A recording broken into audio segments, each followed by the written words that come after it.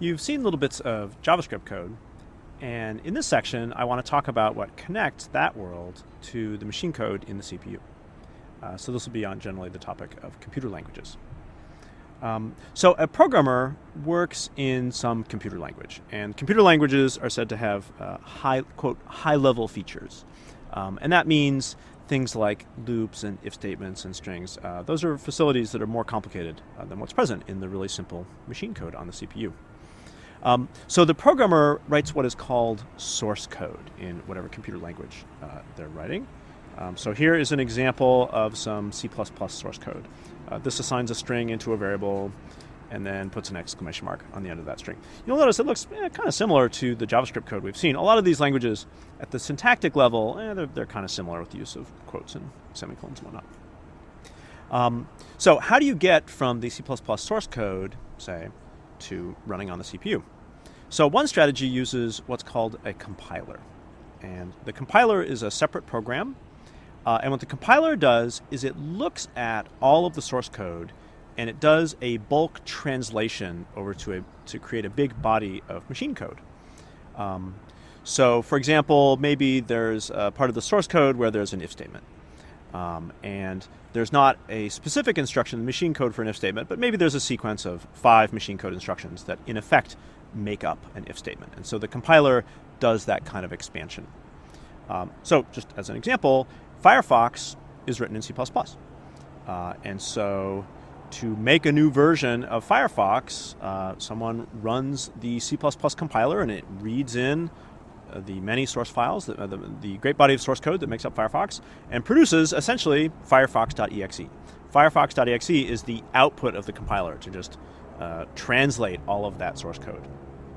A couple things to point out about this.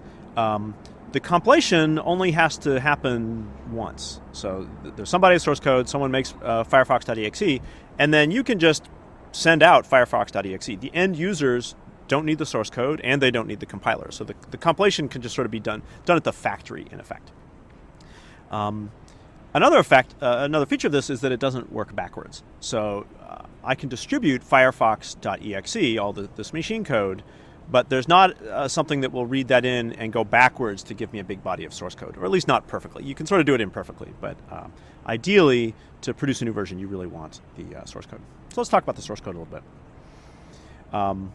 So if you want to add a feature or fix a bug to Firefox, really the way to do that is to go back to the original source code and rework it, just as we've done in JavaScript. So add a few lines or an if statement to change some behavior in some way in the source code, and then run the compiler again to make, in effect, a new version of Firefox that has this little change that you've put in the source code.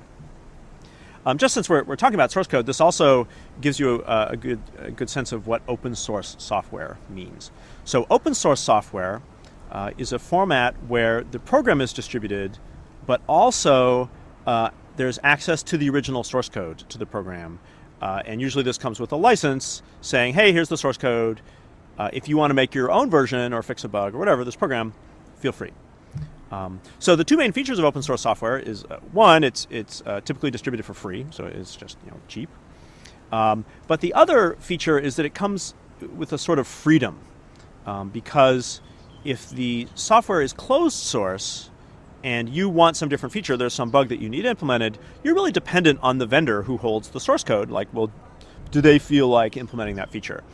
In contrast with open source software, it's like there's no handcuffs. The source code's available, and if there's something that you really wanted to do, or say the original vendor goes out of business, then because you've got the source code, you could, maybe pay someone to make a change and produce your own custom version. And so it comes with this sort of deep, you can think of it as an insurance policy. So often there's many different types of license terms for open source software, but most often they require in some cases that if you take the source code and add some feature, that you then offer those changes back to the community. So sort of in the same way that you've benefited from others' work, they can benefit from your work. In the details of how all that can be done is complicated. There's many different forms of it. I'm going to talk about open source software a little bit later on, but I just wanted to mention it now because it really gets at this idea of what is the source code of a program versus just having the .exe of something. So thus far I've just talked about C++. So there's a whole nother very big category of languages, which I'm going to call dynamic languages, or sometimes interpreter languages. And this is sort of a big tent strategy. There are many different languages with many different qualities, and I'm just going to sort of lump them into this large category. So examples of dynamic languages currently are Java and JavaScript and Python. So one way that these can work is that they're implemented by what is called an interpreter, as opposed to the compiler case I was describing earlier. So an interpreter is a program which takes in code written in some language and sort of quote-unquote runs it. So the best example is that there's this computer language called JavaScript that actually we've been using. And web browsers, which are programs, include as part of them a JavaScript interpreter. And so when the web browser comes across a page with some JavaScript code in it, it can use the interpreter to run that code to make it do whatever it's going to do. So at a very high level of detail, the way an interpreter works is that it deals with the program one line at a time. So here's a little bit of JavaScript code. If the interpreter wanted to run this, well, it would look at the first line, and it would look at what that line says, and then the interpreter would do it. So in this case, the interpreter would say, oh, well, I guess I need a variable named a, and I need to put a 1 in it. So once it's done with that line, then it goes ahead, and it does the next line, and so on. So the compiler does this big bulk translation from the source code into machine code, but it's not really running the code. It's just doing a translation to be run in the future. In contrast, the interpreter really lives in the moment, just going through the code line by line and just doing it. So let me talk a little bit about the differences between these two.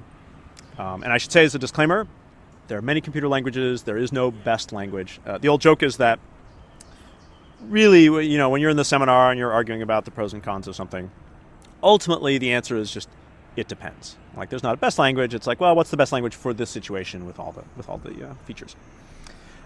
So broadly speaking, compiled code does tend to run faster. When you compile C++ code and produce that exe, it's sort of, in a sense, lean. A lot of detail and decisions has been stripped out as much as possible. On the other hand, dynamic or interpreter languages tend to have more features that make the programmer's job a little bit easier. Or put another way, broadly speaking, programmers can tend to get more work done per hour in dynamic languages than they do in compiled languages.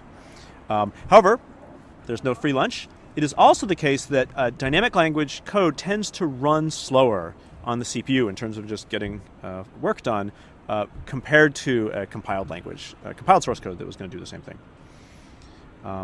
So an example of this, a great example of this, is memory management.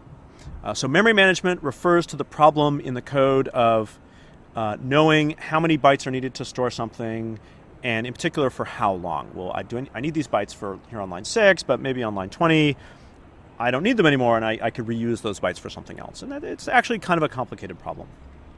In C and C++, memory management is to a degree manual. And that just means that the programmer, they're producing all these lines of code to do stuff, and there's going to be times when they may have to add some lines or do some thinking to help guide the memory management. So there's some programmer effort required. In contrast, most dynamic languages have what's called automatic memory management. And this means that no programmer input is required. That the lower on the stack, that the language is going to notice automatically when memory is needed, when memory is not needed anymore, it can be recycled, and just take on that whole problem. So this fits within the trend of dynamic languages I was mentioning earlier. So this is an example of how, because the programmer just has less to do, they're able to just get stuff done a little quicker. So memory management is a great example of that. However, you can also imagine this is one of the things that makes dynamic language code run a little slower, because the CPU now has this additional bookkeeping problem where it's looking at memory and trying to figure out when it can be reused. So very broadly speaking, the trend for computer programming today is towards dynamic languages. That the trade-off that the programmer will get things done a little quicker at the expense of using a little more CPU or maybe a little more memory, that's a pretty attractive trade-off for many problems. And this is maybe a little unintuitive, but you can think of, well, what's the scarce quality for a computer program? And oftentimes it's the programmer, that having skilled programmers working on a problem who are working on this working in this domain, a lot of times they're hard to find, and so using up their hours, using as fewer of their hours looks attractive. In contrast, the CPU, we want programs to run as fast as possible, but CPUs are fairly inexpensive and fairly effective. And there's even this funny effect where Moore's law keeps making it more true, where the CPU, in effect, each year gets a little bit cheaper.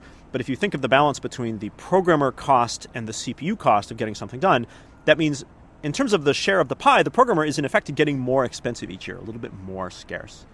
So these fit into the pattern that, on the whole, dynamic languages are becoming a little bit more popular. Just a last thing I'll mention is that there's a thing called a JIT, a just-in-time compiler. And this is sort of the natural synthesis of the compiler and interpreter strategies of trying to get the best of both worlds. It's like, well, we'd like to have a dynamic language with all these features, all these programmer-friendly features, but we want it to run fast. And so the JIT will take parts of the code and try and compile them on the fly. And so it tries to sort of marry the two approaches. It turns out this works pretty well. So all modern browsers now have JITs for JavaScript code. So actually, when you were running JavaScript code, even for this class, inside of the browser, there was a JIT that was, in a very sophisticated way, on the fly, taking those scraps of JavaScript code and compiling them on the fly into native code. Anyway, you do not get exactly the performance of compiled code, but it gets fairly close. And so this is actually how most dynamic languages work first. And I'll say, well, it's an active area of research, but it seems to work pretty well.